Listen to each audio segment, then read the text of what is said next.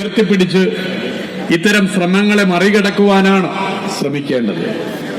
അതേസമയം ഈ സാഹചര്യത്തെ മുതലെടുത്ത് അരക്ഷിതാവസ്ഥ ഏറ്റവും ശക്തമായി ഉയർത്തിപ്പിടിക്കേണ്ട ഒരു ഘട്ടമാണ്. അതിനായി സത്യത്തിനുമേൽ അസത്യവും നേരിനുമേൽ നെറികേടും പ്രചരിപ്പിച്ച് സമൂഹത്തെ വഴിതെറ്റിക്കുവാൻ സംഘടിതമായി ഇവർ ശ്രമിക്കുന്ന ഒരു കാലമാണ്. സമസ്ത ഉൾപ്പെടെയുള്ള സംഘടനകളെ ഏത് മതവർഗീയവാദികളും ഈ ശ്രമം നടത്തിക്കൊണ്ടിരിക്കുന്നു. അത്തരം ശ്രമങ്ങൾക്കെതിരെ ജാഗ്രതയോടെ മുന്നോട്ട് പോകാൻ സാധിക്കേണ്ടതുണ്ട്. ഒരു മതവർഗീയ ശക്തിക്കും കീഴടക്കാനാകാത്ത ഇടമായി കേരളത്തെ നിലനിർത്തി മുന്നോട്ട് പോകാൻ നമുക്ക് സാധിക്കും.